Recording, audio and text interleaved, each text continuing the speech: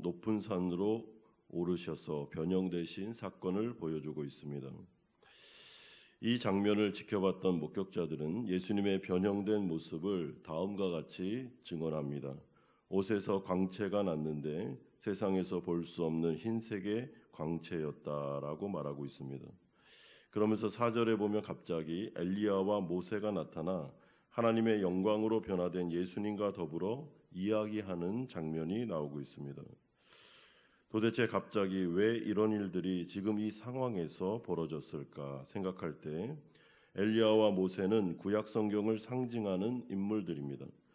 그러므로 엘리야와 모세가 나타나 예수님과 대화를 나누셨다는 것은 이분이 바로 구약에서 예언하신 메시아가 맞다라는 것을 뜻합니다. 이처럼 주님은 십자가의 고난을 예언하신 이후에 정확히 엿새 후에 영광된 모습으로 변화되심으로 자신의 부활을 제자들에게 가시적으로 보여주셨습니다. 이것이 바로 마가복음에서 제시하고 있는 복음의 전체적인 그림입니다. 여러분, 복음은 십자가만을 전하는 것이 아닙니다. 십자가가 복음의 모든 것이 아닙니다. 십자가 이후에 부활의 영광이 있으며 그 가운데 성령의 임재와 놀라운 권능까지 이 모든 것들을 아우르는 것이 복음이다라고 보시면 되겠습니다. 마가복음은 8장에서부터 성경이 제시하는 메시아 그가 누구신가, 그의 제자가 되면 어떤 일이 일어날 것인가 라는 것을 계속 설명했습니다. 그리스도를 아는 지식은 우리에게는 굉장히 중요한데, 왜냐하면 예수님이 가신 그 길이 바로 우리가 가야 될 길이고 그가 받았던 영광이 우리도 누릴 수 있는 영광이기 때문입니다.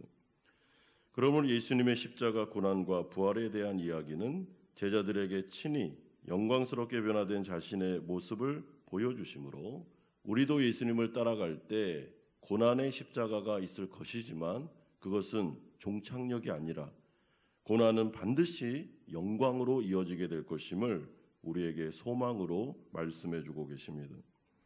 그러므로 로마서 8장 17절에서 18절도 동일한 말씀을 주십니다. 자녀이면 또한 상속자 곧 하나님의 상속자요 그리스도와 함께한 상속자니 우리가 그와 함께 영광을 받기 위하여 고난도 함께 받아야 할 것이니라. 생각하건대 현재 고난은 장차 우리에게 나타날 영광과 비교할 수 없소다.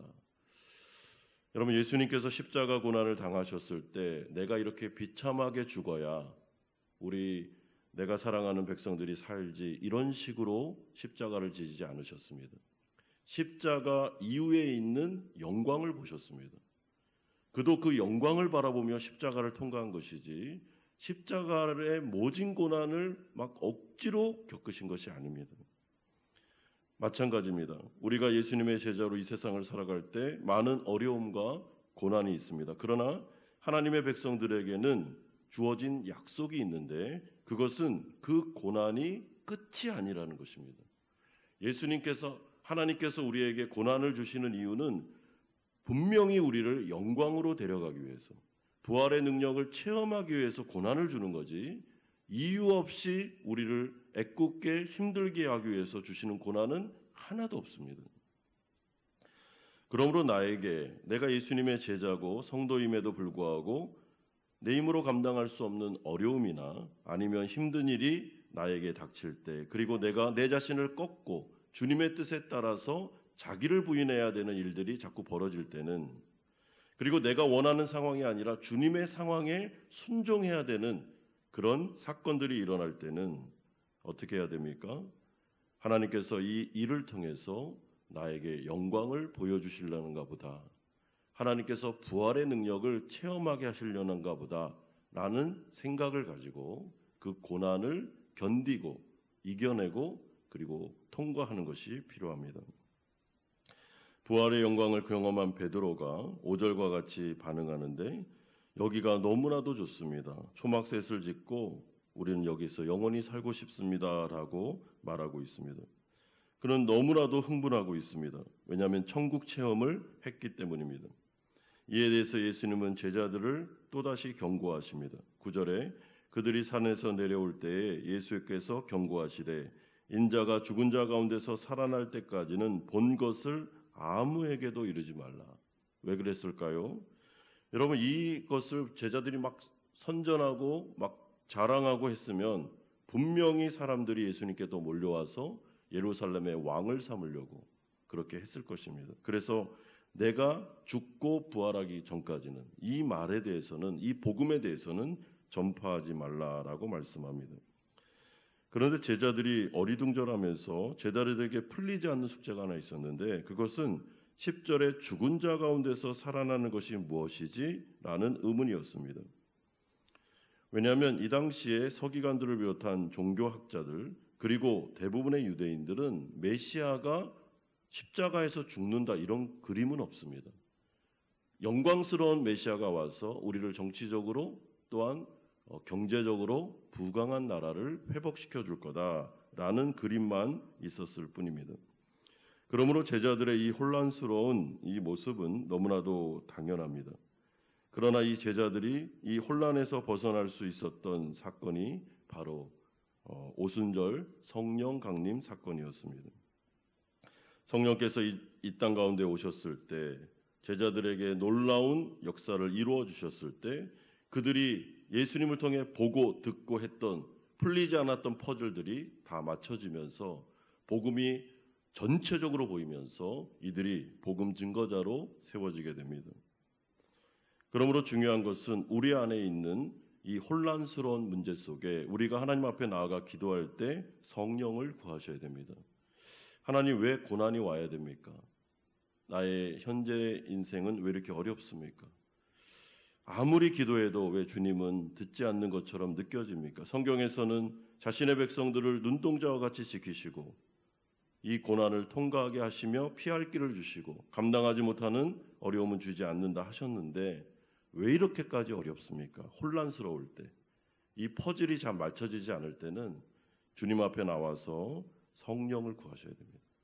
성령이 나에게 말씀하시도록, 이 퍼즐을 맞춰주시도록, 이 어려움 속에서도 영광을 바라볼 수 있도록 믿음을 주시도록 계속 성령 충만함을 구하지 않으면 우리는 혼란과 영적 침체 가운데로 들어갈 수밖에 없습니다. 예수님이 영광스러운 모습으로 변형되시고 하늘로부터 제자들에게 음성이 들렸는데 7절에 보면 마침 구름이 와서 그들을 덮으며 구름 속에서 소리가 나되 이는 내 사랑하는 아들이니 너희는 그의 말을 들으라 라고 하나님께서 말씀하십니다. 그리고 이 음성이 들린 다음에 제자들의 눈에는 이제 과거의 예수님이 또다시 나타나게 됩니다.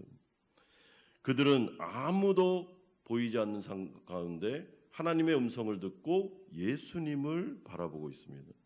여러분, 이 사건 가운데 이 마지막 장면이 우리에게 보여주는 것이 무엇입니까? 마가복음 저자가 지금 하고 싶은 이야기는 제자들에게 다른 데 시선을 두지 말고 계속 예수님만을 바라보라는 것입니다. 하나님의 음성만을 들으라는 거죠. 안 그러면 십자가의 길을 걸어갈 수 없다고 말씀합니다.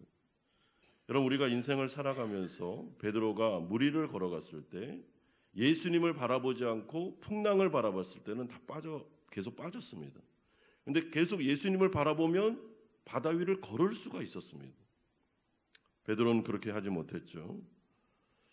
그러나 이 마가복음, 이 변화산 사건을 통해서 마지막 이 엔딩 장면을 통해서 주님은 우리에게 또다시 말씀하시는데, 이 세상을 살아갈 때 성도들은 다른 데 시선을 두면 안 되고 예수님만 계속 바라보라는 거죠.